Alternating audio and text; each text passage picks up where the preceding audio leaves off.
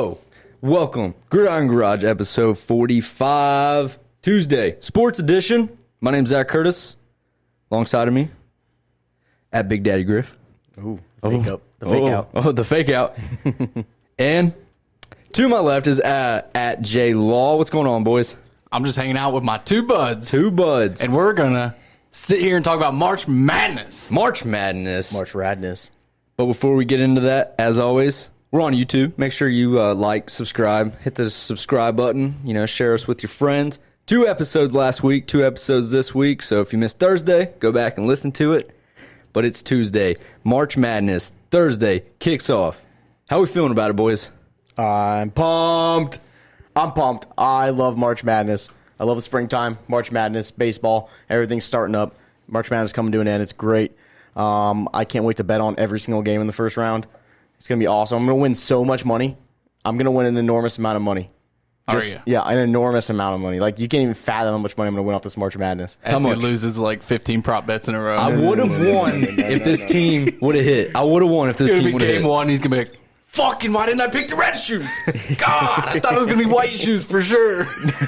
No, but in all seriousness, it is awesome. It's one of the best gambling times of the year for sports. Conference championship week just ended, which was awesome. There were so many freaking good games. Illinois looks like real title contenders if they won the Big Ten. UC, we'll talk to them about them in a second, but they almost did it, Jake. They almost did it. We'll talk about it in a second. They made it. They did better than you thought they were going to do. Oh, yeah. They made the championship game. So. But remember when they played Houston in the regular season? Okay, we'll talk about it in a minute. There was a ton of awesome games. I'm just super, super excited. Sad how Purdue lost. They kind of fluttered out in the end of that game. They came back and almost beat Ohio State, and then they choked it in overtime. But I'm pumped. So, Jake, you want to talk about UC real quick? I just want the highs and lows of a tumultuous season for the Bearcats. I just want to set the tone in this podcast. It's going to be pretty much Griffin talking about it all because I fucking hate basketball. Well, if we want to talk about that's UC, saddening because college basketball is awesome. It's for everybody. I like college. I like March Madness. I'll watch it. You just said you hated basketball. I do. Okay. UC actually came into the season, started 3-9. Oof. Bad. I think it was 3-9. Something bad. And they came back. They all got COVID. Took like a month and a half off forever, dude. Respect. Like, I literally was like, they'll probably never play again, ever. They come back, and they fucking dominate, dude. COVID gives you superpowers. They said COVID's a fraud. Dude, I'm telling you, this is true. Even in MLB, the players that got COVID came back and hit fucking tanks. Yeah. What is it? But what about maybe Cam COVID's Newton? a secret PED? Dude, maybe so COVID affects your respiratory and your lungs. Maybe it just knocks the weakness out of it. It goes in there and it attacks the weak part of your lungs. And the strong parts take over. Maybe the reason they're testing for COVID isn't so they get people sick, but it's because it's a PED. It's a PED. So they came back from COVID and they actually played pretty good, up to probably where they should have been playing the whole time. And they made it to the championship game. They should not have been there. I think they were 10-10 throughout the whole season. Yeah. Made it to the championship game somehow, some way. They beat Wichita State out of nowhere. That was an awesome game, too. It was an awesome game. And Houston derailed them. Like bad. Dude, I will tell you. What was the final? I will say, 30? I'm obviously devastated that UC didn't make it in because that was their only chance of getting a bid. But I want to see, as someone who's been watching the American Conference forever, obviously you want to see Big Ten do well. Yeah. I want to see American do well. So it almost gives me more confidence just to see how good that team was. So I can root for them going on in the tournament. So you still want to fire the coach? I'll give him a year. 2 years. I'll give him a couple years. I don't know. I think last year his team was actually pretty good, and I don't think they performed up to par that I would have liked them to. This year, they performed like shit, but their freshmen coming in I actually think are pretty talented, and it's looking up for UC now. So it was like a dip, and then now it's come back up. So I guess we'll see what his recruits do. Maybe his coaching style didn't match up with the recruits that were already at UC. He can't recruit a big guy for shit. I'll tell you that. What do you mean? When he was at NKU, he had one of the best big guys in the Horizon League. Yeah, but the best big guy in the Horizon League went over to the AAC and is not the best in the AAC by far. No, he wasn't even the best big guy in KU. He was the second best big guy. Yeah. So he's not even the best big guy on the team, but they need to figure out how to get big guys to go to UC. I don't know how to do it. I mean, it's hard. How does a team that's not top tier get like a really athletic 6'9", 6'10", 7-footer? You don't. No, the big name schools. I mean, every now and then there's the guys that slip through the cracks, though. Yeah, I mean, there's some guys that you have to get like more of like a developing player, like a JUCO. Like you have to get like one of those 6'9", 6'10s that are like unathletic, and somehow they like grow into themselves. You know how like a middle schooler grows super fast and they're like all uncoordinated and goofy looking. Yeah, I feel like you have to like select one of those and just hope it turns into an athlete by the time they're seniors or juniors. Yeah, I mean, I think if you like, we've been watching Last Chance U. Purdue, how do you get the big guys? Well, they're also smart big guys. Yeah, they are smart big guys. Purdue. No, so the reason I think Purdue's getting so many big dudes, it started with A.J. Hammonds. That was their first like 7-footer they had in a while. So they had A.J. Hammonds, and he played really well. And when he first came to Purdue, he was just like big, right? That's the reason he was a top 100 recruit, because he was 7 foot in high school and was dominating. You know what I mean? Then he got to play in the Big Ten and realized, I can't just make layups over everyone now because there was another bunch of big guys I had to play against. You know what I mean? So instead of going against 6'5" centers, he's going against 6'10" plus centers. So Matt Painter is super good, the Purdue head coach, at like developing big men. Like if you watch like a Purdue game, they're one of probably the only teams in the country that still play some traditional low post basketball. They'll just throw it to their big man, let them back down, turn around, hook shot, and stuff like that, like all the time. And so it started with him. They've had just a big run of huge guys that have been really good in the post. They had Isaac Haas. They now Travion Williams currently right now. They got 7'4" Zach Edey, who is insane. He's a 7'4", 7'4" freshman. Oh my god, this dude is insane. If you haven't heard about him, just look him up. He's a 7'4" freshman. He's only played basketball for 3 years. He's from Canada. Before he played basketball, he was a hockey player and a pitcher. And he was like a 7'1" freshman in high school or in college. Well, the hockey doesn't surprise me. Yeah, and so, but he was too big to play hockey, and he couldn't throw hard enough, I guess, for baseball or something. So he decided, I'll try basketball. And he played basketball for a season in Canada. And then IMG Academy, which is like one of the biggest high school basketball teams in the country out of Florida, just said, "Hey, come play for us." Then he got recruited to Purdue. Hold on, and it's I feel insane. I feel like at 7'4", basketball probably should have been your first pick. Yeah, I don't know. I'm just spitballing ideas here. I don't know. He didn't play. He only played basketball for 3 years, and it blows my mind. Right, when you see a big guy, what's most things you can guarantee? Right, they can make layups and they miss free throws. Right, when you see a guy that big, this guy shoots like 80% from the free throw line, and it blows my mind. I don't know how he does it. It's not like he's only got 10 free throw attempts. He's got a decent amount of attempts, and he shoots like 80% from the line. He's 7'4" and only played basketball for 3 years. Like, I don't understand it. Some players have touches. Kevin Durant? No, he's not the next Kevin Durant. He can't shoot anything else except for layups and free throws. And it's just insane watching him dunk the ball because it's like he barely gets off the ground. You know what I mean? Just like barely like tiptoes off the ground and dunks it in. It's insane. When he's shooting a free throw, he's so tall and lengthy. Like by the time he releases it, he's just like dropping. Finds the golden arc. Yeah, right, Jake finds the golden arc. We're not going to talk about the golden arc. What's the golden arc? We don't want to talk about it. It was an ancient argument from way back in the day, and the argument was we were talking about why big guys can't shoot, why 7-footers can't shoot, and my theory is that there's how many 6'2" players out there? There's hundreds of thousands of millions of 6'2" basketball players. How many 7-footers are there? Maybe a couple thousand. Yeah. So, like by rule, there's going to be a massive selection of 6'2" guys. You're going to find the ones that can shoot. Plus, that's the only way they get there is they have to shoot. The 7-footers, they don't have to they don't have to be able to shoot to get to that point in their life in their career to be in the NBA or so on, college basketball. And what's your argument? His argument is that there's a golden arc, and that big guys can't throw the ball on the correct arc line to make the perfect amount of enough free throws. But I also said because their hands are super big too. It's like shooting a tennis ball. That I agree with. Yeah. So, I mean, I can see both your arguments. You're arguing it from like a statistical standpoint, and he's arguing it from like a physics standpoint. You want my honest opinion, 5 years after the fact? Because, Zach, you think our salary cap arguments were bad? These were shouting matches back in college, like full on. But my honest to God argument now, I agree more with Jake, even though I think we both agree on the hand thing. But I think I was, for the most part, wrong. I think I had some parts I could argue, but I think the most part I was wrong back in the part that I do say, I do think there's somewhat of a golden arc. I think there's a correct trajectory, like a trajectory. You got to shoot at that. It's more of like an entrance. Yeah. Like there's a hoop, and the angle the ball comes in as an entrance. Yeah. There's like a... Get the right trajectory, though. It's an enter there's in a that right spot. angle I know what you mean. that it enters in. But a 7-footer can hit that angle. The trajectory is just going to look different. But it's not going to be the same as the 6'2". That's what I'm saying. He's arguing the physics. arc's going to be different. Right. So there is a golden arc, but a 7-footer can have the golden arc. Yeah, I agree with that. I think we need to not go too deep into it, or else we'll start yelling at each other again. You're stupid. But I just like playing devil's advocate. I feel you. Well, we know.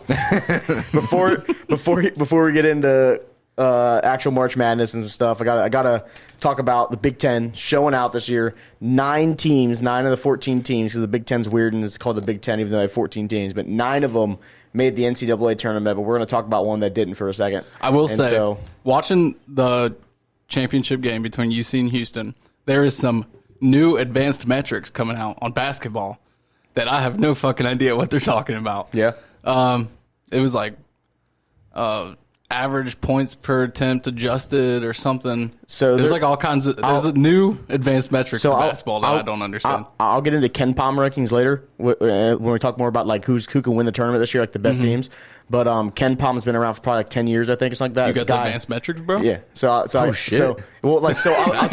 kind of what it boils down to. But Ken Pomeroy created his own metrics, and now like ESPN, all these different stats and stuff like that. You use it because it's a good way to adjust. It's basically offensive and defensive efficiency. Who's the most offensively efficient team, most defensive efficient, and then together, who's the most efficient team in the country with both. And then he ranks them. So instead of like the it's AP, like having an offensive war and a defensive war. Exactly. So you put them together. So instead of like having like the AP poll or the coaches poll saying, by the eye test, Michigan looks like the best team, right? According to Ken Palm, eye test. That's what I'm saying. No, but that's what I'm saying, right? It's like it's like they go, Michigan just beat this good team, they're probably the best team, but he just goes strictly off the numbers. He said, hey, I'm not trying to debate, this is just the numbers. This is the numbers right here. According to this, Illinois is the best team in the country, or Gonzaga is the best team in the country because here's their offensive and defensive efficiencies. But I'll talk about that in a little bit. You tell me that a player is better statistically over eye test, I fucking hate you. I fucking hate you. So they did have a good one that's easy for an average person to understand, and it was like points per drive. Yeah. In Houston, had like 1.6 per points per drive. Points per possession? Yeah. Points per possession. That's a good one. That's really good. That's insane. They were scoring every time. That's insane. They shot like go back to the Big 13 Ten. for 23 from the 3-point line. They were balling, dude. The Big Ten with the 14 teams. So Big Ten, 14 teams. 9 of them made it, but we're going to talk about one that didn't. Zach's favorite team, the Indiana Hoosiers. They've been dubbed recently the Indiana Losers. Pouring out for Archie. So we're going to talk about them real quick. And Zach, just what's up, man? They've been in the tournament since 2016 or 15, I can't remember. And they've had, 6 straight years with a 6-game losing streak. And Archie Miller's gone. Little Archie's gone, but never forgotten. Gone but never forgotten. I think that, I started this podcast off saying I'm not a big basketball guy. Yeah. And I follow IU, closely. I follow their football program more religiously. But I just think that, he wasn't pulling in the big number of recruits. So I think it started with, like in the past where even Tom Crean, he was, able to get bigger name guys and then turn the lower end guys into bigger name guys. The first guy that comes to mind is, I'm sure that in high school he was decent, but Jordan Hall. Do you remember Jordan that name? Holes, yeah. Holes, yeah. Yeah, he was just a 3-star guy from Indiana. Yeah, and he ended up being a baller, and Yogi Farrell, I think his name was. So yeah, Yogi Farrell was really good though. He was a 4-star recruit. But like I'm saying is we'll just use Jordan for an example. He took this guy and made him something into college, and granted, he's probably playing G League basketball or something like that, but I just feel like Archie Miller didn't have that recruiting ability to turn lower ranked guys into star players on the court. So I want to agree and disagree with you. I want to agree with you that I don't think he developed players at all, very well, lower guys or even good guys. But he was getting good recruits because IU has the name recognition, right, of the big schools, regardless if people think they're still a blue blood or not, right? IU is one of the college basketball teams people used to. I think a lot of people still think about it as that's a college basketball team, Indiana, right? So he's had 3 straight years he's gotten a 5-star recruit, right? He's gotten the best player in Indiana 3 straight years, except for this upcoming season because Purdue got him. But anyway, 3 straight years he got a 5-star recruit. He had Romeo Langford, who was a first-round draft pick and went to the NBA. They didn't make the tournament with him. He had a good season, but they didn't make the tournament with him, right? Next year they got Trace Jackson Davis, right, who's currently their best player on their team right now, but he's a 5-star recruit. Didn't make the tournament with him for his freshman year. He comes back this year for a sophomore year, doesn't go to the NBA, still a 5-star recruit, and he got Christian Lander, who is a 5-star point guard. And to be fair, Christian Lander should still be in high school. He reclassified so he could play a year early, so he started his college career a year early. But he averaged 2 points a game this season. They barely played him. And they also got a 5-star player out of Maine. So they had 2 5-star recruit players this year. So let me clarify that. So you think of the big name schools like UK, Duke, North Carolina, when they're good. Yeah. That's what I was saying. All those teams normally have multiple 5-star recruits. Yeah. And that's what I was saying. He's not I don't think he had the respect factor like Calipari and Coach K did. He doesn't because he was a new coach. And I agree with that. Right. But still, to be a new coach and get a 5-star recruit, in 3 years, he got 4 5-star recruits. That's pretty insane. Yeah. Right? No, I mean, I see you know what how you're many saying. 5-star recruits Purdue's had over the last 15 years? They've had 1. Hell yeah. Yeah, they had 1. You know what I mean? So that just shows you the difference. And I think it's more coaching ability and developing players, because if you want to even compare the last time IU and Purdue played, right? Purdue beat them. It was kind of close at halftime. Then Purdue just pulled away and beat them pretty easily. The example I want to give, Purdue had a 3-star and a 4-star starting, and IU had 2 5-stars starting, right? The 3-star and the 4-star for Purdue scored 45 points, and then the 2 5-star recruits scored 7 points. Yeah. So, I mean, that just goes to show, that's player development. Yeah, and I totally agree with that. Same thing with why I think David Bell's a bad manager is, he had good players, and I feel like his coaching ability, player development wasn't all there. But going back to what you said, IU is notoriously a basketball school. And so if you're a 5-star recruit in Indiana, more than likely you're going to choose IU over Purdue or Notre Dame or, the bigger schools in Indiana. Yeah. So I think that, I don't know. I agree with you. I think it was mainly just player development, to be honest with you. He's gone. There's already people throwing out all these wild names. Who's going to be the next IU head coach? It's definitely I think it's a glamorous job for the fact that you're going to get a lot of money to play with, and you're going to be able to get good recruits if you go there, right? So it just depends. If they get a good coach, right? If they get a good coach, they're going to be a good team, and that's scary to me because they can get good recruits, right? But the big name everyone's throwing out is Brad Stevens. I don't think it's going to happen though. I don't know why Brad Stevens want to leave an NBA gig of the Celtics with a really young team. The Celtics that could be really good to go coach an IU team. I mean, I could be wrong. He's an Indiana guy. He's from Indiana, so you never know. I just don't see it happening unless it starts getting more legs behind it. But then the other ones I think were interesting was John Beilein, was the Michigan head coach for at least 10 years, 12 years, but he was a really, really good head coach. Right? Went to a national championship game with Michigan. He's a really good player development coach. He got good recruits too, but he really developed good players.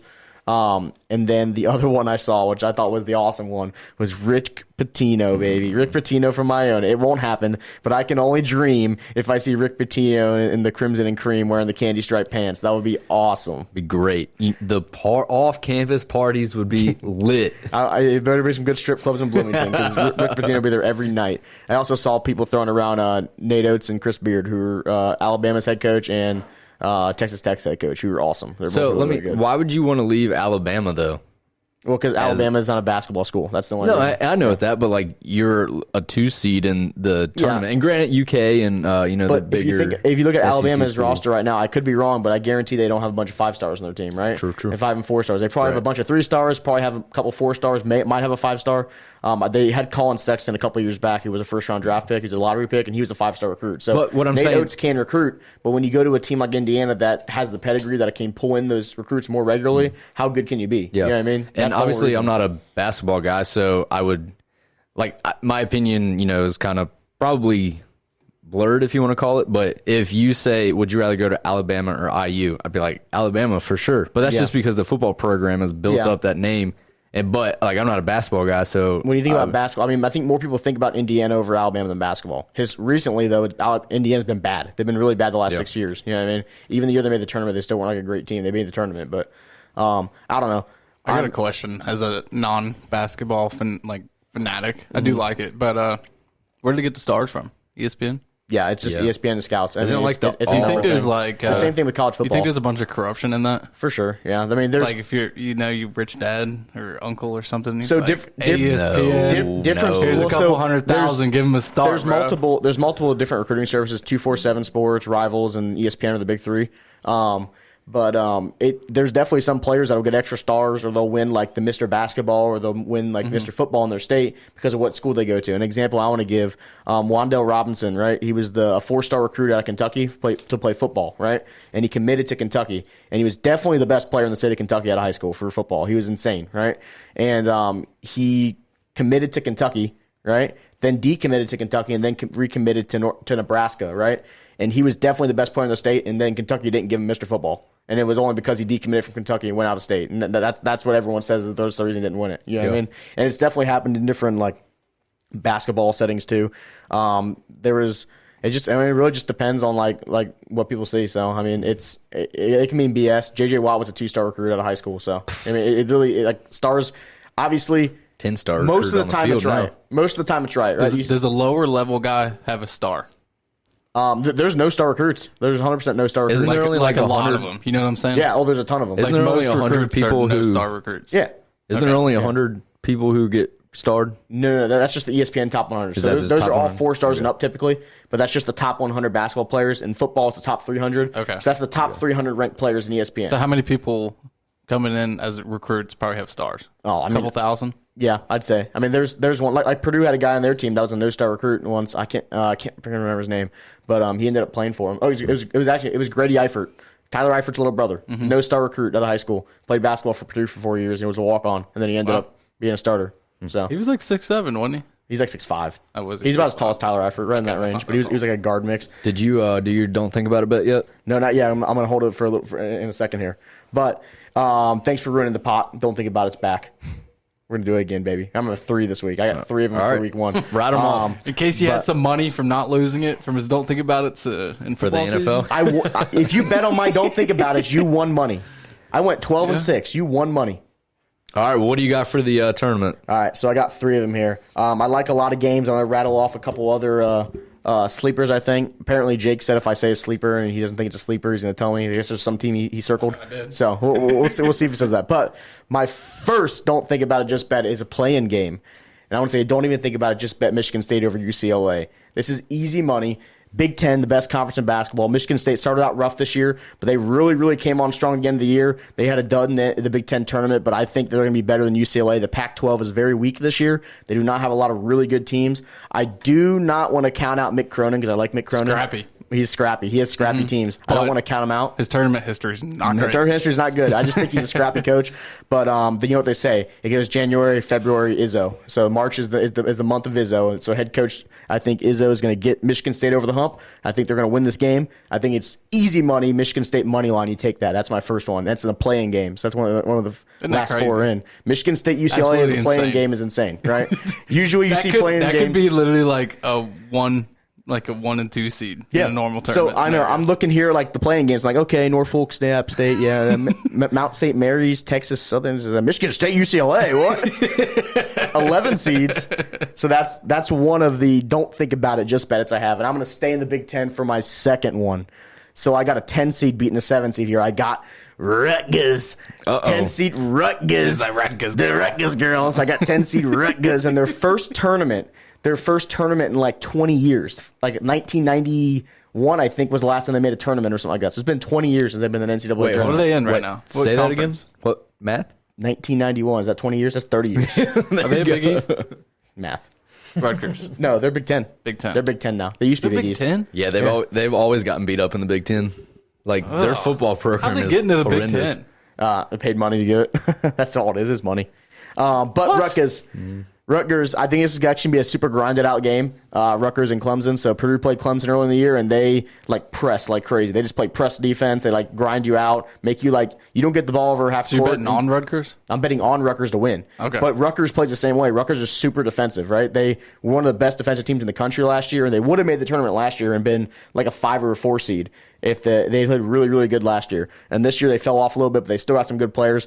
I think just the ACC was way weaker this year than it usually is. Usually you see Duke and UNC at the top, and they were not very good this year, right? But I got Rutgers money line, the 10 seed over the 7 seed. Rutgers over Clemson. Go for all the Rutgers girls, right, Jake? The Rutgers girls. The Rutgers Hold on, side note, what is that? It's from Bro Science. Yeah. Dom Mazzetti. Yeah. I cannot remember the exact quote. He goes, oh, you're Snapchatting her? She's a Rutgers He girl. always talks about how trashy Rutgers girls are. So I don't know if that's where he's from, and he's just like, he's supposed to be like a New Jersey douche. You know what I mean? And Rutgers is New Jersey. That's the whole. That's the so whole he reason just for talks that. about trashy Rutgers girls. All right, so here's my last one. This is probably my biggest upset I have. Right, for my don't think about it, just bet it. I have a couple other games. I have a couple other games, but I have a couple other games I still want to shout out that I think I would bet on. You know what I mean? I'm going to bet on, but this is kind of controversial. I think some people might not agree with me, but I want to hold my point to it. I want to take Winthrop over Villanova in the first round. Number 12 seed Winthrop over 5 seed Villanova. Reason being, Villanova's second best player's hurt. Connor Gillespie, I think his name is. I can't remember his name, but he's hurt and he's not going to play this game. Their best player got hurt a couple weeks ago. I think he's healthy now. Could be wrong, but either way, if both of them are out, that's bad. But still, 5 seed Villanova, but Winthrop is a 12 seed, 23-1 this year. They lost 1 game all season. Who were they? Winthrop. Sounds like Stewie. I do not know what's their advanced metrics looking like. I don't. Well, I'll get that in a little bit, but I don't know what division they're from. All I know is they're 23-1. They lost 1 game all season, and they just went on. They've won like 2 huge win streaks. That's like Illinois playing Drexel. I think Villanova's been kind of struggling though. So I'm going to take Winthrop in the first round. Were they the ones that lost last year or 2 years ago? What do you mean? Who's the number 1 seed that lost? Oh, that was Virginia. Yeah. Oh, Virginia. Hold on, Virginia, Jake, not Villanova. Jake, do you know why he's taking Winthrop over Villanova? Let me tell you why. They got to play Purdue in 2 rounds, but I think Winthrop's got a chance to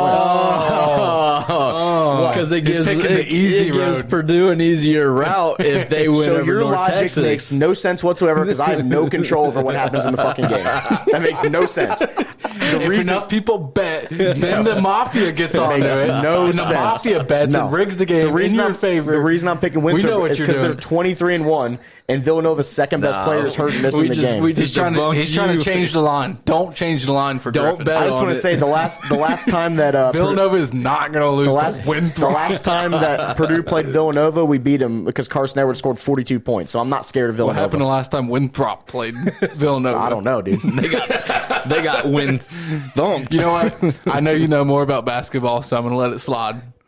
But just by the sound of that, it doesn't sound right. I can't control the fucking game.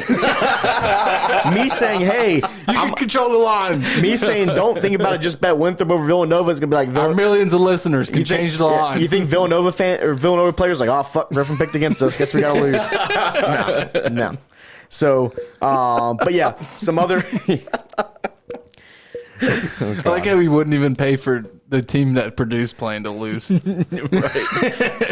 Oh, yeah. North Texas. A couple other games I want to throw on the radar there. Michigan State, if they beat UCLA, I think Michigan State can beat BYU in the first round, too, in the actual first round of the tournament. 6 seed BYU versus 11 seed Michigan State. Mm-hmm. That all hinges on Michigan State beating UCLA first, though. So but that's something else I would probably bet on. Then I also want to throw out another sleeper, Ohio. The Bobcats played really, really well in their tournament. They won their tournament, and they got to play Virginia in the first round. Virginia's definitely a better team. The problem with Virginia, I think they're having some COVID issues. There's some chances that Virginia might just be out of the tournament, and they have to replace them last second with like Louisville or something like that. How does the fill-in work? Explain this. So if let's say a 2 seed goes out, does a 65 seed team fill the 2 seeds? So they have the 4 standby teams all in order. It's like Louisville, someone else. Louisville's the first next team to get in. As long as it's a multi-bid conference. Bro, there's going to be some biological warfare in there. Louisville? Let's say that Louisville's like they're willing to crush out some COVID. Louisville is the first team out of the tournament. Yeah, so if a number 1 seed goes out, Louisville will become a number 1 seed. If a number 8 seed goes out, Louisville will become a number 8 seed, and they will keep going with their roadmap. So it depends, though. It depends, though, because it depends on the bid tournaments. There's multi-bid conferences and there's single-bid conferences. So EKU plays in a single-bid conference, which means more than likely, unless they have 2 insanely good teams, only 1 team's going to get in the tournament, and that's the team who wins the conference championship. You know what I mean? So if you're Georgetown and you get a note in a bottle from Louisville, do not open that bottle. No. There's going to be some Rona rolling out of that thing. Listen, though, but if there's a team... Who's Georgetown's head coach? Pat Ewing. Yeah, Pat Ewing is pissed off already at Madison Square Garden. Yeah, I know. He's going to say, fuck you, Louisville. Security guard didn't know who he was, and he's like the best player in the history of the Knicks. So, yeah. Did you hear about that? No, I didn't. He got super pissed off and they wouldn't let him in. Yeah, what Grip just said, he was the best player like historically for the New York Knicks. And they play at Madison Square Garden, and a security guard wouldn't let him in because he didn't have his badge. Yeah. You see Votto did that forever ago? No. He showed up to the dude didn't let him in. He's like, do you know who I am? And he like looks at some random dude walking by the street, and he's like, tell this man who I am. And the guy walking down the street like, bro, that's Joey Votto. And then the worker lets him in, and he's like, you better learn my name. I don't know if he was acting or maybe Votto's a dick. I could easily see Votto being an asshole. Being a dick. But what I want to say is there's a chance Louisville gets passed over because Again, there's multi-bid conferences and single bids. So like the Big Ten's a multi-bid conference. You don't have to win the Big Ten championship to make the tournament, right? So if one of those teams go out with COVID, then Louisville's going to step in because they're in a multi-bid conference. But if like Winthrop gets because they're in a single bid conference, if they get COVID and get out, they're going to put in the first team on the list that's a single bid team. So they won't put an ACC team in for like a team that came out of the Pac Sun or something like that. You see what I mean? Cool. So that's kind of how that works. But where was I at? I said, what did I say? I said Michigan State over BYU. I like that. Yeah. So I like the Michigan State over BYU. I like Connecticut as a 7 seed to make it to the second day. I think James Bouknight's really, really good for them. So I like Connecticut a lot. They're a 7 seed, so their first round game would be not be an upset, but their second round game more than likely would be an upset because they would have to play Alabama, and I think they could actually give Alabama a run for their money. And then there was one more I wanted to throw out there. Oh, it was Wisconsin over North Carolina. Wisconsin over North Carolina, baby. It's a I like it's a it, 9-8. though. Those takes out here. There's a chance that those takes out here. Just throwing them. 9 versus 8. I like Wisconsin over North Carolina. I like when Griff actually takes because normally he just sits back and waits for it to happen and says, I told you. Yeah. I knew that was going to happen. Fair enough. So you heard it here on the pod. Griff has his takes out here and what's going to happen. I like Wisconsin over North Carolina. And then also, like I was saying, there's a chance Virginia doesn't play and Louisville plays. I think if Louisville plays, I think Ohio's got a really, really good chance of beating them. I think Ohio's still got a decent chance because I actually kind of like Ohio. But other than that, I will say that the Midwest bracket is probably the easiest cakewalk other than Houston. But everybody else is just a nobody. No? Yeah. All right. No. Good talk, Griff. Wait, I mean, shit. sorry, I'm just I was talking trying something. to have a basketball Neither one of us conversation. have it pulled up. Yeah. Jake, what was your game you said you were going to call me out if I said it was betting? Who do you think was the upset? It wouldn't have been an upset. Well, seed. yeah, it wouldn't have been an upset the first round. But I thought you were going to talk about Loyola Chicago because I can't stop hearing about them. And there's no way they're that good. I don't buy it. They got lucky the first time they went that deep in the tournament, and it ain't happened again. Get this team out of here. What was this? Sister Jean. Yeah, Sister Jean, man. It was all on Sister Jean, bro. Dude, they've played like 4 teams all season. They've just played them over and over and over again. They've beaten the shit out of them over and over again.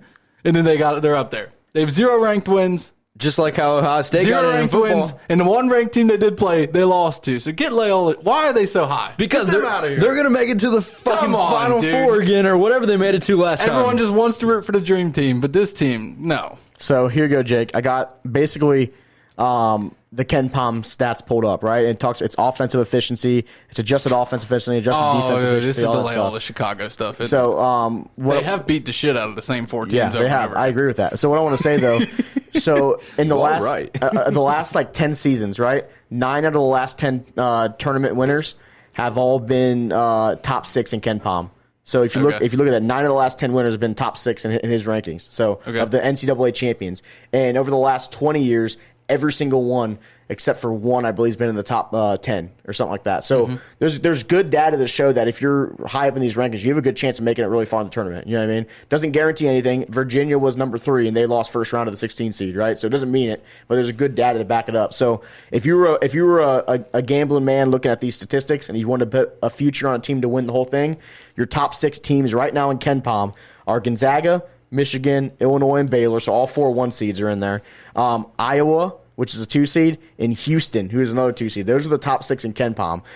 Some of the outlier ones, when I say outliers, I mean they have really good offensive and good defensive efficiency, but maybe they played some really good teams. They played real close games and lost, right? So Wisconsin, they're number 10 in Ken Pom, and they're a 9 seed. So they've basically played really tough games. They play a lot of close games. They've lost a lot of close games this year, and they play really good competition. But here's the one you don't like. This doesn't throw ranking into effect. No, this is just outcome stats.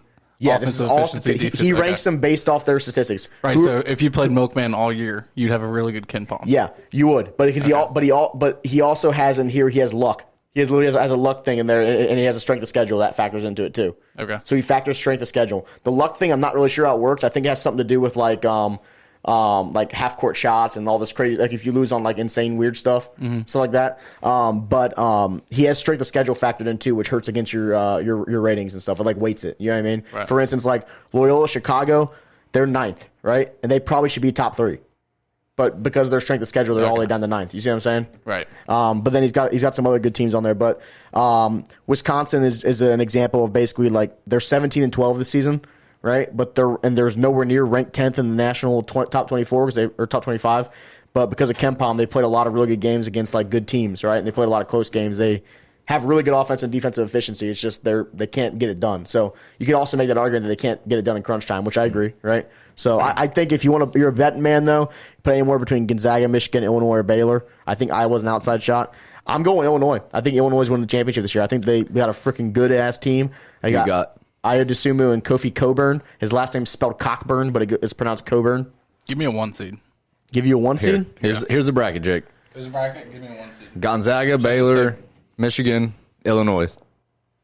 Yeah, dude, give me Gonzaga. You want Gonzaga? Gonzaga. So Gonzaga though, strength of schedule is not very good, but they've been fucking dominating teams. They've been like I want Houston to win. Straight up dominating teams. I mean, they're in that top 6. Technically in KenPom, they have a 9 out of 10 chance of winning. I don't know. The games I've seen them play, man, they're good. They're good. But I'm going with Iowa. Iowa. They got Luka Garza. He's a monster. I don't like your colors. Not one bit. Reminds me of the team I don't like. Yep. And the Blackhawks back in Pee Wee days. They were a bunch of mother truckers. That's the same logo, I believe.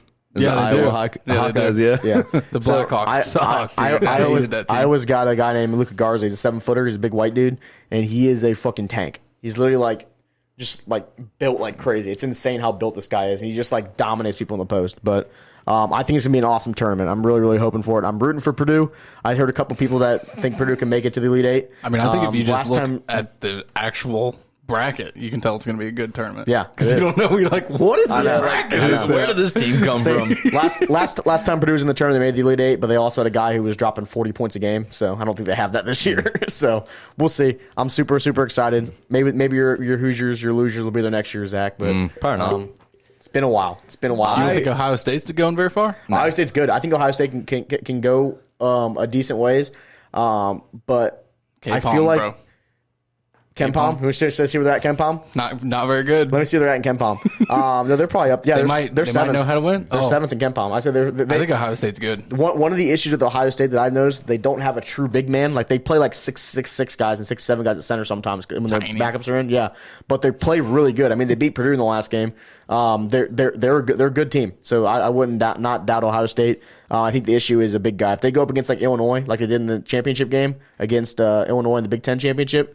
They couldn't beat him because Kofi Coburn's insane. He's really, really good and just beat the shit out of him. I don't know, but I'm all for this advanced metric stuff. Yeah. I'm going to come in next year and just be talking advanced all about metric. KenPom? All about KenPom, Roy? Stats don't matter.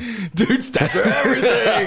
Griff just told you all the winners are top 6. He told me some random guy making an Excel document selling it to fucking ESPN. So how come 9 of his last 10 are all championship winners? Because he's lucky. No. He literally had a column in there for luck. No, that's for the team's luck. All right, there has been actual animals pick perfect brackets before. For real? Not perfect, but really good bracket, like winning brackets. Perfect? I thought it was perfect. No one. I don't think anyone's ever got a completely perfect bracket that's turned it into no. Oh. Where they get every single game right, 100%. No, nobody's ever had a happened. perfect bracket. It's the odds that are insane. Right.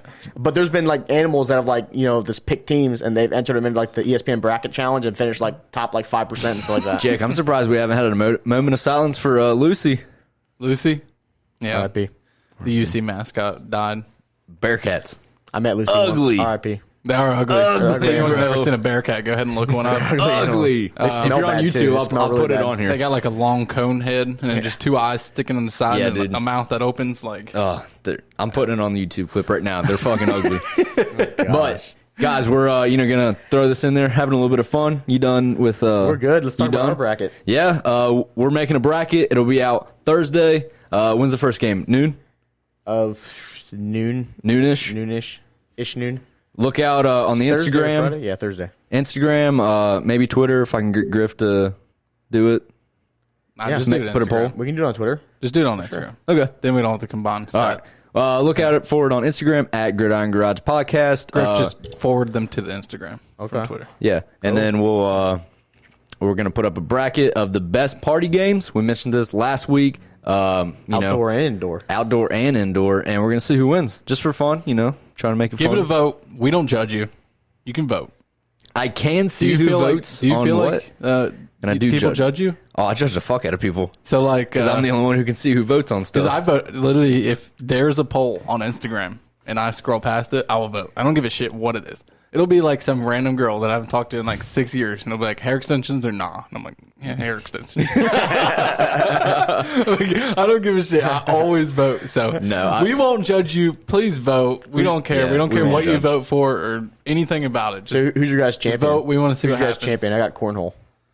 Cornhole? I got cornhole. I got to pull the bracket up, dude. We did this like a month ago. I got a cornhole versus beer pong championship. I got cornhole winning it Versus beer pong? narrowly. I like the Frisbee game Yeah. with the beer on the stick. I think it's going to go with more like Beersby? like well-known games is my theory. I think people are going to pick a game like, Beersby, I've only played that once. I played a ton of beer pong, so they'll probably pick beer pong. Yeah, that's my theory. Before we move on, I think it is going to be cornhole and beer y'all pong. want to have a little competition for a bracket between us? Yeah, let's do it. Yeah. Just the three of us? Yep. All right. What do you got? Loser. We like to do the pepper bet. No one's ever done it. Pepper Yeah. bet? We got to do spicy pepper he bet. bitched We'll do a out spice of it. pepper. We do habanero. What do we want to do? Do something better? I don't know. Something You've had we'll a figure it habanero. Yeah, we'll figure it out. They're not that Okay. hot. We're going to do Not that hot. spicy pepper bet. Last We'll place post it on does our it? Instagram. Last place does it? Last place does it. I do No want to say, reward, guys. reward for first and second is to watch the last place do the hot pepper There you go. challenge. And it'll be posted I on do our want to Instagram. say real quick, too, and this might end up biting me in the ass if I get last place, but my last 2 years I've done the ESPN Bracket Challenge. I've won every single one Oh, of them buddy, I've been in. you told me the secret. Yeah. I'm going advanced metrics all the way. Oh, yeah? Every team, all the way down the line. And I'm going to live or die by the numbers, baby. Jake's going to be sitting there going like, I'm going to be sitting there watching Zach eat a pepper and be like, stats don't matter, baby. Stats don't matter. Jake's gonna be sitting there Jake's gonna be sitting there on his computer going, now what was that guy's name? I think it was K-pop. K-pop. This music's great. That's a band from Japan. It's like it's a genre of music. It's Korean pop. Okay, K-pop. Korean pop, okay. You're gonna look up Ken Pop and type in K-pop or something. Like a bunch of YouTube videos. Isn't it like a dubstep version in Japan or whatever? Isn't that what kind of music it is, Griff? It's like pop music. It's like Is it? like pop Yeah. stars like from Korea. It's K-pop. The band I think of, it's like 4 dudes and they're always dressed the same. Yeah, I thought that. Yeah, that's it's like Backstreet K-pop Boys. was. Yeah, me too. It's like Yeah, Backstreet too. Boys. Yeah, that's exactly what I'm Yeah, it's thinking. K-pop. K-pop. All right, K-pop. boys. You know what else is this week other than March Madness starting off? What is this week? It is the first week of NFL free agency, bro. You Awesome. didn't know that? What? What? Is this a sports podcast? This is a sports podcast. Am I supposed to know things? Jesus, somebody just got fired. Yeah, we got some big signings too. We do got some What do big we got? signings. Who do we want to start off with? Aaron Jones? Aaron Jones got re-signed. So 4 we'll let you years- talk hold about it on. in a second, Jake. We'll let you talk about it in a second, Jake. Hold on. We'll give you your spiel. I just want to say I think Aaron Jones is really good. I think he's a really good running back. What I want to say is, though, it does not make any sense to me why they go and draft a running back last year and then immediately go and sign their starting running back. They got 3 running backs that can play in their team. It makes no sense to me. I personally would have let Aaron Jones go, but I mean, I can't argue because I'm a Cowboys fan. The Packers keep having success, so I mean, they right, know hold more than on. I do. So go ahead. They'll probably still win 13 games next year and be really fucking good. Let me tell you his contract. 4 years, $48 million, $13 million signing bonus. Okay. So you say if they let Aaron Jones go, do you know how pissed off Rodgers would be? Probably, yeah. Very pissed. But they can take that money and sign another receiver then too. I mean, the thing is, they have 2 running backs that can play right now. Now they have 3 because I mean, But isn't Aaron Jones a really good blocking back? I have no idea. I mean, want to say that he is. So, I mean, I have no idea. I literally have no idea. You could have just pulled that out of your ass. You could be 100% right. So I have no idea. Yep. Jamal Williams, I think, is pretty good. He catches a lot of passes, and he's a super good team guy. He's the guy that's always dancing before every game. If you've ever seen those viral videos of him dancing in the little cameras, the COVID cameras they had instead of fans, he was always sitting in front of the cameras dancing before the games. It was kind of funny. And they drafted A.J. Dillon, who's got like beat Saquon Barkley in the quad department. Like I've never seen bigger quads on someone. This dude just looks like a tank, and he's really good too. He had a really good end of the year. So All right, I don't know. Griff. Personally, I would let him go. let's let Jake say his piece. Yeah. So I think this is what happens when you let the fans own your team. I mean, they make stupid decisions. Like They still have a fucking VP, they make bro. stupid GM. decisions. They have a GM too. Like signing running backs. We all know not to pay running backs. Okay, if you don't know, don't pay running backs because the last 10 Super Bowl winners, you know, go through their base salary. The last 10 Super Bowl winners, Of the running backs? yeah, Go ahead. $2 million, which is a lot. $1,480,000, $900,000, $760,000, $585,000, $735,000, $2,500,000, $2 million, $1,500,000, 320,000, 460,000. Okay, and how many of those were the Patriots? Probably what One. Four of them. Two. They had three. James White and stuff like that. Still, I get the argument. I got three. Three of them. Three. The argument's there to be had. Hang on. We got all. If you combine, the top 10 teams that pay the highest amount in running backs, right? Their total record is 68, 91, and 1. Every team that has a top 10 in salary running back has a losing record besides Alvin Kamara and Derrick Henry. There's only 2 exceptions to that rule. So clearly, it has not been very successful to pay running backs. If the average dummy that runs a podcast can figure this out, you'd think that all 100 million owners in Green Bay can figure it out. All right, I think you pay them. I would have leaned towards not paying him because I would like to spend the money somewhere else, especially with the fact they have 2 running backs on their team that can play. And I think A.J. Dillon can be good. But, Aaron Jones is a beast. There's no lie. He scores a lot of touchdowns. He's good. Oh, there's also there's a big story. I ended up reading it, but it was too big for me to read on the pod, and I'd mess it up probably. I thought you were going to say it was just too big for me to read. But it was like a stats showing between teams who have a squad, or what do you call it, when they cycle out running backs. Oh, yeah. Like a rotation? They have a rotation of running backs. It was showing like the full rotation of running backs versus like elite level running backs. Yeah. It was literally like the cycle of 3 running backs would outperform your solo guy. There's a lot of times it probably does too. Like it was McCaffrey versus the 49ers. Mm-hmm. And the 49ers rushing stats are way better than the thing about McCaffrey you got to remember is he gets 1,000. You got both. You got 1,000 receiving yards too. So you got to remember that with McCaffrey. But I think the argument can be had there. One other thing I want to say too is personally, I think Aaron Jones is like a really good running back, but I don't think he has the same stats on another team that he does with the Packers. I got a reason that Zach will like. What's that? Supply and demand, baby. Hell yeah. There is tons of supplies of running backs. They're everywhere. They come out every single year of college football. There's so many that dominate college football coming out. They run just as fast. They juke just as hard. They break just as many tackles. You just got to train the brains. There's tons of supply, and every team needs one. There's only a limited... How many teams need 2 running backs? 3 maybe? Yeah. Yeah. Preaching to the Supply and choir, demand, man. baby. Supply and demand. I don't think Aaron Jones... Don't pay the running back. It's not worth it. I don't think Aaron Jones has as good of a season on like another team that's not as good as the Packers. I think being on the Packers helps a lot because they have a good O-line, and then their offense is so good that they play a lot of pass defense, right? And they come on a lot of sets because they're afraid of Rodgers, and then he gets a lot of open holes. So I see what you're saying there, Jake, about like having the rotation of running backs because like you put in a running back for how many plays does NFL run? Like 70 a game, maybe? Is that high? I can't remember. I don't know. I think it's a little high. I think it's a little high. 60 to 70 games. Like if a wide receiver could play all, or snaps, all, 60 to 70 They play snaps. like 95% of the snaps, yeah. Yeah, like a running back, they would be dead if they played every single snap that the offense had. So, like, I see where your argument is, like, you don't pay guys, but, like, if you have a guy who is, like, a versatile guy who can do more than just run the ball, like, I think you keep him around. Like, if he's a good pass runner, a good receiver, has all the attributes of a good running back, I think you keep him. I think I'm at the point running backs now is I think the only ones I want to pay is if they're like the actual like elite game changers, like to the point like Derrick Henry's, right? Mm-hmm. Christian McCaffrey's, I think he deserves to get paid. I'm not out on Zeke yet. I'm gonna his numbers really dipped once. Well, Dak got hurt. His numbers pre Dak were fine. But why does it matter? His numbers because they couldn't throw the ball to Andy Dalton. They just loaded the box. He couldn't get any yards. It matters. It 100% matters. You have a good quarterback. You can run the ball then. So I agree. It matters. I want to give him another year. I mean, he obviously has not played as good as he was his first 2 seasons because his first 3 years in the league, he had like the most rushing yards ever or something crazy. And I'm not out on him yet, but I want to see how he does this season. I'm a little worried. I will say I'm a little worried, but I think partially injuries and then he Dak doesn't look out. fast to me. If they load the box, I know he's run into the outside. It doesn't work like that, Zach. It doesn't work like that, Zach. Come on. Yeah, you just crash them in, sweep it out. It's easy, dude. This is football 101. This is madness. This is stuff right here. The Saints, though. Legend quarterback Drew Brees retires. I won't spend too long on that, but Drew Brees, true legend. Great player.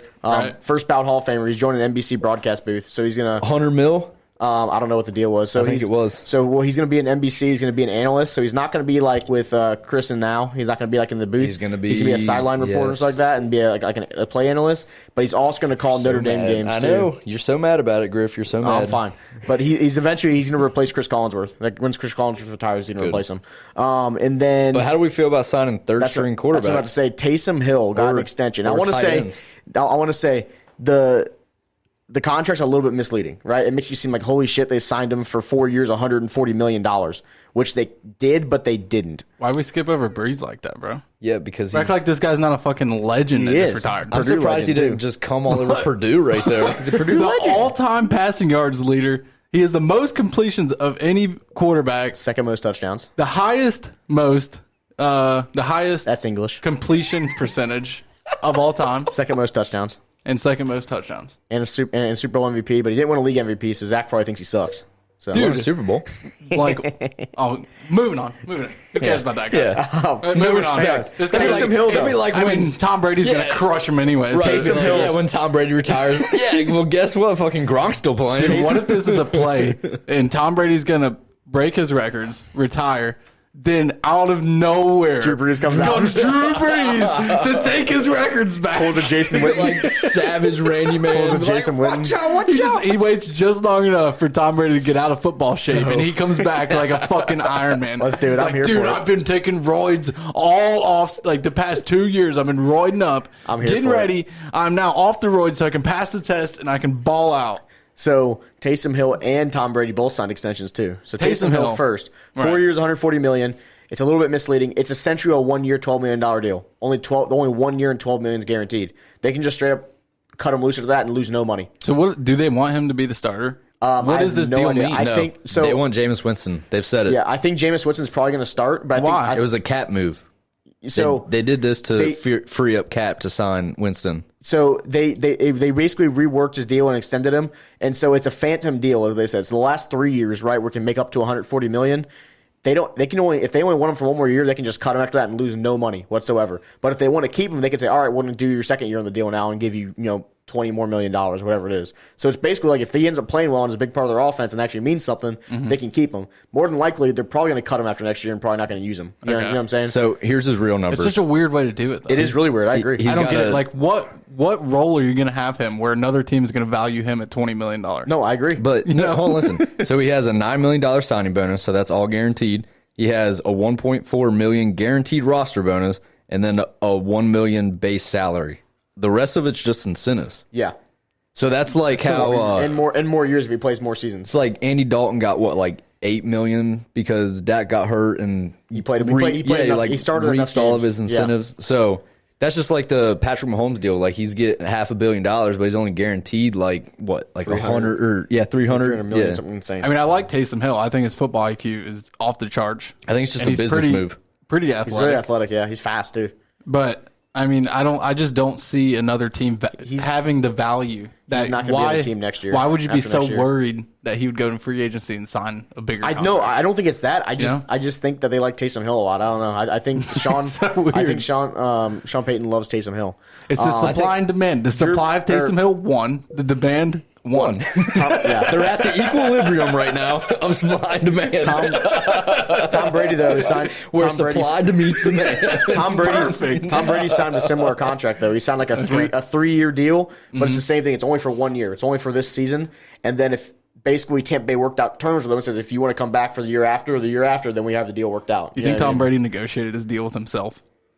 Probably no, he has not. an agent. He was like sitting on one side of the table and was like, Gets up. "How about $20 million?" Gets up, walks to the other side of the table. Like, I don't know, 18. man. Yeah, we're gonna have to go a little lower than that. Like, you're getting up there in age. He walks on the other side and he's like, "Dude, I've been dialing for." Yeah, I'm pretty sure that's how it went. Think about this as like a business standpoint on Taysom Hill. Like you pretty much like the Saints control the next 4 years for Taysom Hill, correct? Yeah. Okay, so they obviously have found where he fits into their system. So if Winston can come in, assuming that he's the starter, and do the same exact stuff that Brees did, then pretty much the Saints have him, for the next 4 years at essentially less money. Like if he hits all of his incentives, like he's getting that $140 million, but what are the odds of that actually happening as a backup quarterback / Yeah. like third string tight end. I think Taysom Hill can leave too if he wants. I think he Okay. doesn't have to re-sign with them because technically he'll be basically signing a 1-year deal every single year he stays. Gotcha. So I think if he's like, I don't want to be in the Saints anymore, he'll just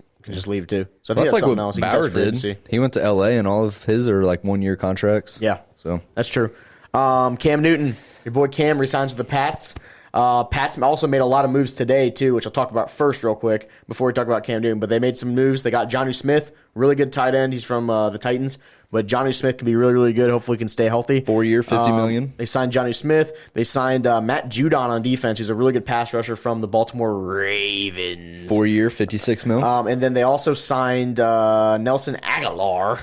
Aguilar. I actually caught it. I'm like, Aguilar. But they needed a receiver. They signed Aguilar. Aguilar had a really bad season with the Eagles his last year, 2 years ago, but his last season with the He Eagles. played with the Bears last year, didn't he? No, he played with the Raiders last year. Oh, Raiders, But he yeah. sneakily had some decent games with the Raiders. He wasn't like an elite receiver. He's like a wide receiver 3. But still, I mean, they're trying to bring in talent. They got a really good tight end, though. So they're trying to get Cam some more weapons, I think. But I think they're also going to I think they're going to draft a quarterback, too. I wouldn't be surprised if they drafted a quarterback to put some pressure on Cam. Well, they also added 2 defensive guys, 2 more. Jalen Mills. Jalen Mills, also from the Eagles, on the Super Bowl team for the Eagles. And then nose tackle Davion Godchuex. Devon Godshaw. Jeez, yeah, I butchered the fuck Good job. out of that. Godchuex. Davon Godshaw. He's from the Dolphins. Dolphins, yeah. So some good signings for the Pats. They're trying to get back in it. And then it was Bill Crowd starting to get up there again, saying, like, look at Bill getting all these signings. There's rumors that they might trade Stephon Gilmore, though, for some picks or some capital. Stephon Gilmore is one of the best corners in the league right now, so I'm just praying that somehow the Cowboys can pull out of their ass. They can't. They can't afford him. But You think Cam's their guy? Or do you think if the Pats prove that they are a competing team, they don't go out and get someone else? Here it is. Here it is, guys. I'm going to just settle can't wait here. for this. So, last year the Patriots had so many defensive guys sit out. And if all of those guys came back, if they were still on contract for the 2021 season with, not like wow crazy signings, but, sure up that defense a little bit, I think that Cam, they got him for undervalue of what he is. And it's another prove yourself year for Cam Newton. And I don't think that there's anything to argue with that. Nope. Got him a weapon on offense because I think that we can all agree that New England had a trash offense for the most part. They had a other really than- bad receiving core, too. Yeah. So I think that if they're, trying to make moves and be like, Cam, prove yourself, you're undervalued right now and we're going to pay you for what you're valued.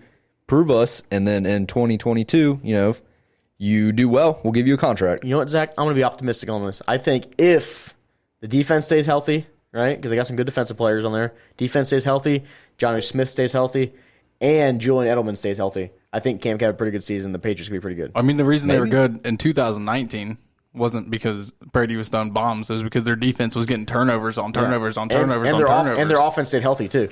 Their offense was healthy all year. Their offense, they just got the job done. Yeah. That was their offense. Get the job what done. I'm saying, one of the differences with Cam, though, is Brady's number one receiver was Edelman, and he missed the entire year with Cam, too. But I think if they stay healthy, I'm being optimistic. I think they could have a good season. I don't think it's all Cam's fault. I don't think they necessarily have a great team. Yeah. But, you get him that cheap. Yeah. I say go for it. He had some really good games last year, though. He also had some really shitty games, too. So Yeah. And I know that I'm a Cam lover, but I will, say he hasn't been performing as well as he did when he went to the Super Bowl. But I will say that, what did he sign for? Let me see. I got it in my notes. cheap. $14 million for 1 year. That's undervalued for a one-time league MVP Super Bowl appearance quarterback. I will also say is that a lot of people, when they talk shit about how bad his stats are forgetting to realize that he literally battery rams himself into the end zone instead of throwing the ball.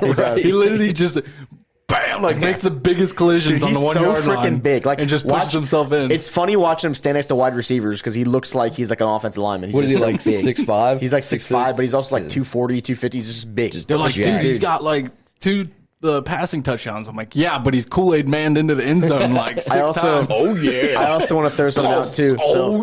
Only 2 players in NFL history, technically with the Taysom Hill deal, because it's technically a 4-year, $140 million deal, right? Technically, only 2 players in NFL history have gotten a 4-year, at least $140 million contract extension. and it's Taysom Hill and Russell Wilson. Only 2 players in NFL Hell history. yeah, we're finally putting Russell Wilson in the category he deserves to be in. Only 2 players to get that. To get. But so when I'm saying it's a contract extension, though, not re-signing, right? Because most players like Aaron Rodgers, right? You know, They go free agency. Yeah. So, but yeah, I think that's fun. I saw that. That is funny. So those are the only 2 players in NFL history to have a 4-year, $140 million contract extension. It's those 2. A fucking tight end quarterback. Yeah, so I think that's Russell hilarious. Wilson. But hold on, with the Patriots, the Cam Newton lost Joe Thuney. Is that how you say it? Thuney? I'm terrible at reading. Bengals lost out on him too, dude. Yeah, that makes me so mad that if the rumors are true that the Bengals lowballed him and he signs with the Chiefs for 5 years, $80 million. How did the Chiefs got that money? Patrick Mahomes renegotiated. Patrick Mahomes Kelsey. renegotiated to make money. I don't know if Kelsey did, but they also got rid of Mitchell Schwartz and Eric Fisher too. And they cut both of their starting tackles. That's what I just said. Yeah. Well, I was just reiterating. But I want to ask you guys a question. We're not going to get into this argument because this is what started everything. With the Chiefs having to cut both of their offensive tackles, even though if they got hurt, does that show that a salary cap is not good? No, they didn't have to cut him. They just didn't want to re-sign him. Okay. Yeah, that's good. It's making the league more fair. It's taking the good players away from the team that's been excelling the past couple of years. Yeah. And recycling through the league. Yeah, because I mean, imagine if because the reason the Chiefs were so good in their first Super Bowl run when they won the Super Bowl, right? Because they had all those really good players, and they weren't even signed to big contracts, right? Now they're off to sign them all to contracts, or they're going to have to sign to contracts in a couple of years. So they're cutting players, right? Say, hey, we can't afford you because in a year we're going to have to sign this guy. You know, he's more important to our team. That's how the salary cap works, and that's how it works. And we're not going to argue anymore, right? Okay. I just wanted to see what you guys are saying. Cool. Any other big signs? The Buccaneers brought back Shaq Barrett. Shaq Barrett for 4 years, $72 million, $36 million guaranteed, and Gronkowski's coming back for a 1 year, $10 million deal. I think they're showing that they're going to keep this team together, right? Oh yeah, bring the band back, boys. Good, we're getting the band back together. That's fun. Guess what? You know what that means? Brady also renegotiated for what, 4 more years? Is that what he did? So it was the same thing as Taysom Hill. 2 years. The same thing as Taysom Hill. He's only got 1 more year on his deal, but he got the next 3 years worked out where he's saying, hey, I want to come back for 2022. Okay, your contract's already set up. You see what I mean? That's what he did. So he could just he only signed like a 1 year deal, but he technically signed a 4 year deal. So he signed an agreement to play 4 years if he wants. But next year is his last year right now. So you know what that means, right? 4 more Super Bowls. 11. He could. 11, baby. If he wanted to play till he's 47, he won every single one. Zach sent me 11 Super Bowls for Tom. And I just If he put that emoji I mean, on there. Zach, I told you, I said it's not gonna happen. But if it happens, dude, I mean, there's nothing else I can argue. Like, there's no more argument to be had for Tom Jake, Brady. you're a stats guy, right? Right. Statistically, that gives him a better chance of hitting 10. It does. Definitely gives them a better chance Yeah, of hitting 10. 100%. Still very unlikely. Yeah, it's very, very unlikely. I threw something in here without letting you guys know this, but since we're a homer, so as of now, the Bengals have not made any moves in free agency. And AJ Green, free agent, could come back, could leave. But I'm going to assume that he doesn't come back, and the Bengals have, I'm hoping this is an accurate number, $41 million of cap space left some in, cap. They have some in cap to spend. 2021. So I picked 4 teams that he could possibly sign with. And I just want to throw him out there. And then tell me what you guys think about it. So I think he could go up to New England. New England has $69 million in cap space for 2021. I mean, I could see them signing him. I could see them going for it. I don't know. How do you guys feel about They that? need receivers. I Cam can see it. Newton, AJ Green? Yeah. I still think AJ Green's a little bit washed because of the injuries, but I think, AJ Green is definitely, like, he's not valued anywhere he thinks that he's valued at. And I think every team in the league knows that. And I don't know. I think he's going to go chase as much money as he can. And it's not going to be much. But whoever pays him the most will get him. Right. I can guarantee that. Whoever pays him the most gets him. And I was thinking of these as like a veteran presence in the locker room. Like get AJ Green in there and then have, like if he stayed at the Bengals, he would have T. Higgins and Boyd, even though Boyd's not really a rookie, but he's a younger guy. I wouldn't spend $10 million on a veteran presence, though. You know what I mean? Yeah. If he wants that much money. My next one was he'd go up to the Colts. They got $45 million in cap space. They need receivers too. T.Y. Hilton is testing free agency. I've heard that he is eyeballing the Packers. But what do you guys think about that? Colts, Carson Wentz. No, I can see it happening. I mean, I don't even think you need to narrow it down to teams with small. You just need to narrow it down with teams that Teams have with bad money. wide receivers. Teams Yep. with money. And teams that are willing to take a discount AJ Green. Yeah. Like, And so number 3 was the Packers. They're actually negative $2 million in cap space, but could they free up space to have Adams and Green? They wanted to sign Green, they would. negative? Yeah, they're They negative. signed a running back, and they're negative. and they're negative? But they'll cut somebody or renegotiate somebody. Oh. Dude, there's a lot of teams that, well, not a lot, but like They operate in the red. Yeah. 8 then 8 to 10 were negative. when they operate over that, then they got to pay extra money. It's like a luxury tax. Yeah. Sort of, Bro, they need to quit letting the packheads run that shit. Yeah. I know. And then my last one was that he ends up back at the Bengals at a discounted rate. No. But I don't do not think he's that coming I back. don't know. I'm going to be honest with you. He's not one of the most coveted free agents this year, so I haven't heard anything on him, so I have no idea. I agree. I haven't either. I just like talking about the homer. So, but I guess that wraps up. So I want to ask you guys a NFL? question real quick. Have you guys ever heard of the Elam ending in basketball? Or know what it is? Nope. No. So it's a way that some guy named something Elam, I don't know, Jason Elam, Matt Elam, I don't know who it was. It was some Elam guy. No, because it's like Jason or Matt. I'm not sure. Oh, okay. I thought you were just making up names. No. But he created the Elam ending for basketball to get rid of fouling at the end of the game. The hack-a-shack stuff, because he was tired of watching teams whenever they're down 6 points with a minute to go, and they just start hacking the crap out of people. And then he says it's like boring, and it just comes down to a free throw game, and it's not fun, right? So he created the Elam ending, and it's pretty interesting. I think I don't think it'll ever catch on, so I don't think it'll ever happen. But they do it in the NBA All-Star game right now is where they're testing it, right? And so the way it works, right, to get rid of the extra fouls at the end of the game is you have a target score you have to hit.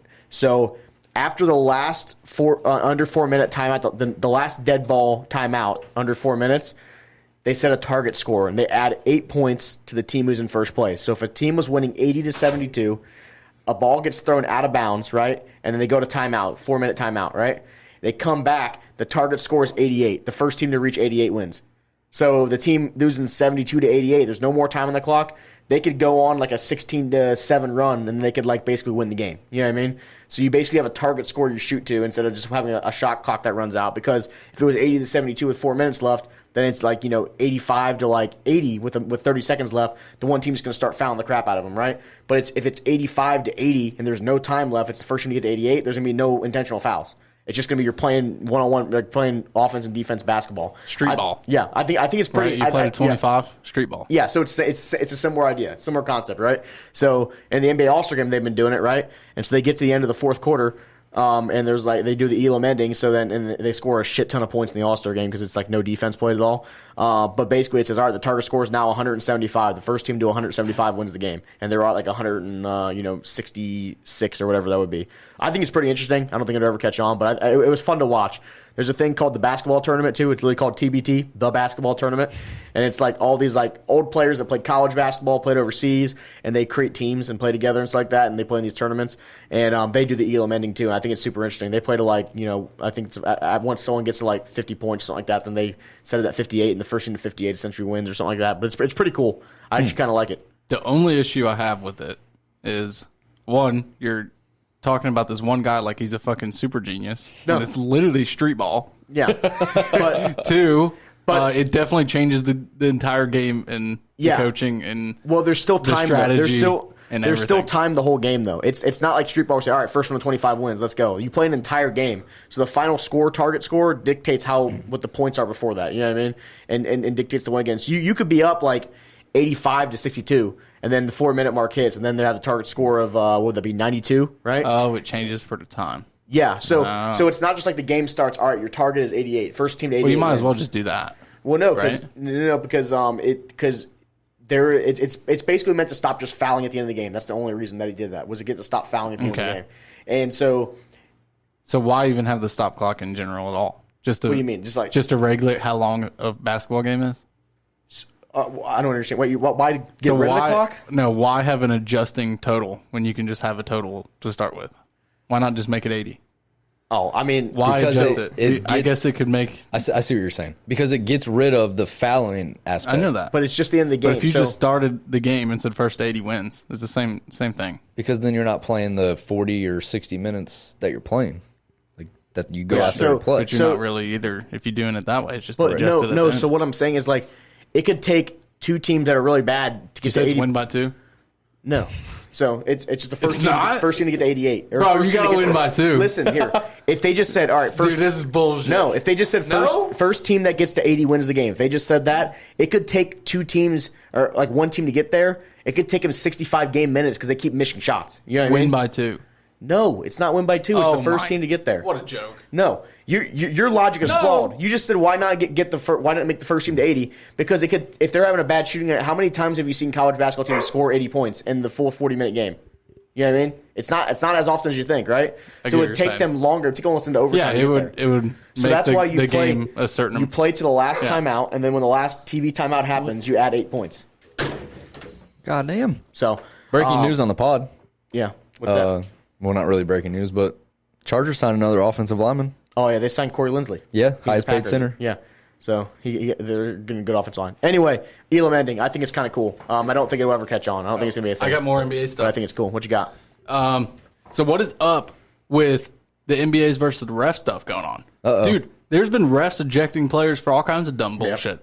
Like there was 2 passes of players passing the ball too aggressively to the referees. Yeah, Kyle Lowry got ejected for it. 2 of them. Is that what he got ejected for last night? Threw the ball. Or And 2 then, nights threw ago? the ref. the one other night threw the ball, like, I guess there was a timeout and he threw it to the other end of the court Yeah, and got ejected. That was Kyle Lowry. So that's been 3 players get tossed for throwing a ball. Come on. Trying to control the game, man. Refs What are trying to these control refs the game. doing? Get them out of here, bro. You can't be tossing players for aggressively passing you the ball. Well, coach, If it hurts you, if it hits you in the head, fine. But if you just aggressively pass it to you and you catch it, like, team up. Don't toss them. Get out of here. Come on. Get these NBA I feel refs we on. don't want Come these on. soy boy soft ass refs in here. We want The we refs want are soft. We want some real referees like Big Ten refs, the ones who go in there and they call clean games. They let the boys play. Just kidding, it's a joke. The Big Ten refing is terrible. Bo Borowski's an asshole. He calls a foul and everything. I hate college refing. But anyway, yeah, that's that all all I you got. got? I think it was a good show. Oh, you got? All right, send us out here. All right, thank you for listening. Make sure you go to our Instagram and vote on this tournament. It's going to be fun. Who knows who's going to win? Be on Thursday. Also, go check out our YouTube so you can see how pretty all of our faces are. Go to our Twitter. Thank you for listening. We love you. And there's an episode on Thursday. Peace.